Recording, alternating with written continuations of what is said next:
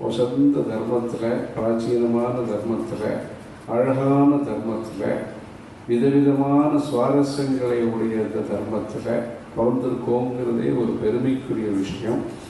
அந்த பெருமைக்குரிய விஷயத்தில் அருமைகளையும் பெருமைகளையும் முதல்ல தெரிஞ்சுக்கிறதுக்காக நிறைய பிரசங்கங்கள் நடக்கணும் அப்படிங்கிறதுனுடைய ஆரம்பமாக இந்த மாதிரி விஷயங்கள் நிறைய நடந்துட்டுருக்கு. வேத சப்தாகம்லாம் நடந்துட்டுருக்கு.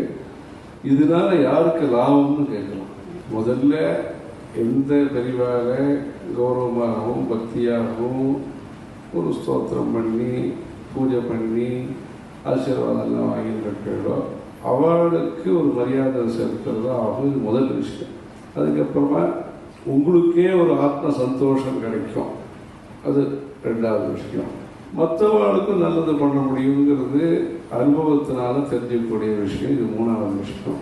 நாலாவது விஷயம், இந்த தர்மம் நன்னாக இருந்தால் தான் மற்றவங்க எல்லாருமே சௌரியமாக இருக்க முடியும் அப்படிங்கிறது நாலாவது விஷயம்.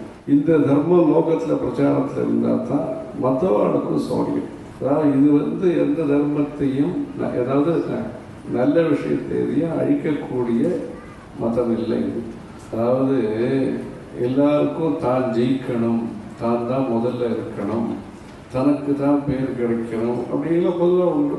இந்த தர்மத்தினுடைய கொள்கை என்னன்னா, நச்சாரி ஹிம்சா விஜயஸ்ச ஹஸ்தி. எதிராளியால் சிரமம் இல்லாமல் தனக்கு வெற்றி கிடைக்கணும். அதான் கேஷுவாலிட்டி கொஞ்சம் கூட இருக்கக்கூடாது, தனக்கு வெற்றி கிடைக்கணுங்கிறது ஒரு அர்த்தம்.